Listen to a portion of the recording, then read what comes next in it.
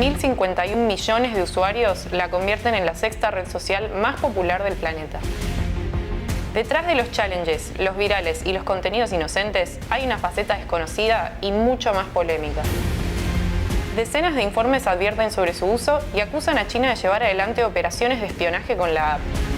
En este informe vamos a intentar explicar por qué para algunos TikTok es la red social más peligrosa del mundo.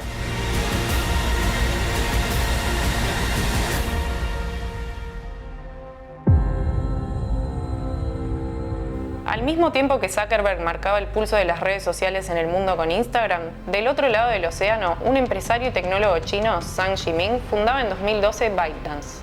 Y 4 años más tarde creó Douyin. Sí, así se llamaba TikTok antes de que se convirtiera en TikTok. Para 2017, la aplicación llegó a los celulares de todo el mundo y revolucionó el mercado. Edición de video, efectos especiales, inteligencia artificial a niveles antes desconocidos y muchas atracciones más fueron algunos de los atractivos de esta app tremendamente adictiva.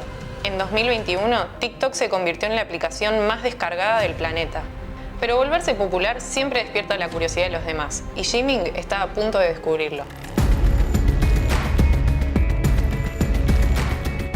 Presente en más de 150 países, el número de usuarios activos de TikTok supera los 1.000 millones. La falta de controles en la encriptación y cifrado de los mensajes, sumados a los términos y condiciones de la app, despertó preocupación en los gobiernos occidentales por el uso de los datos de parte del régimen chino. Es que según la ley de ese país, las empresas están básicamente obligadas a hacer lo que el gobierno desee que hagan en términos de compartir información o de servir como herramienta al régimen. Pero mientras el director del FBI, Christopher Wray, aseguró que los datos de los usuarios podrían ser utilizados para operaciones de influencia, desde la empresa afirmaron que la información de los usuarios estadounidenses no se almacena en China y que no es compartida con las autoridades del gigante asiático, dado que la sede legal de ByteDance está en las Islas Caimán. Sin embargo, después de las declaraciones cruzadas, las investigaciones despertaron más sospechas y pasaron cosas. En agosto de 2022, el gobierno de Donald Trump firmó una orden para que ByteDance venda sus activos en Estados Unidos en un término de 90 días. Incluso, las autoridades estadounidenses redactaron una ley que prohibía cualquier tipo de transacción entre los ciudadanos y la compañía. Pero la justicia hizo lugar a una apelación por parte de la empresa para que TikTok pueda seguir funcionando en el país. Después de la salida de Trump de la Casa Blanca, la empresa de Zhang Yiming salió del centro de la escena pública. Sin embargo, las alertas del gobierno nunca bajaron. Para varios congresistas de ese país, el algoritmo de TikTok es una caja negra y sus diseñadores pueden alterar la operación en cualquier momento sin informar a los usuarios.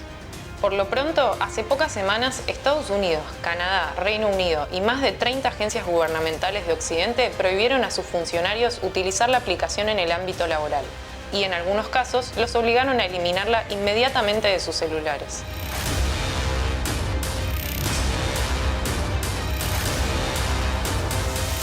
La disputa en torno a TikTok es parte de una guerra fría mucho más amplia, entre Washington y Pekín. La carrera espacial, la fabricación de semiconductores y hasta el control de recursos naturales estratégicos como el litio son parte de una agenda que involucra incluso a América Latina. Los algoritmos y el Big Data ganaron terreno en las agendas de todos los gobiernos y la competencia geopolítica la convierte en el eje de varias políticas de seguridad. ¿Se prohibirá finalmente TikTok en Estados Unidos y en los países aliados de Occidente? ¿Cuáles serían los costos políticos para la mayor democracia del mundo? Después de Zuckerberg, ¿será Zhang Yiming el próximo en rendir cuentas por el uso indebido de los datos personales de los usuarios? Bueno, amigos de YouTube, hasta acá llegamos hoy. Si les gustó este video, denle like, compártanlo y suscríbanse a nuestro canal. Yo soy Lola Barón y nos vemos la próxima.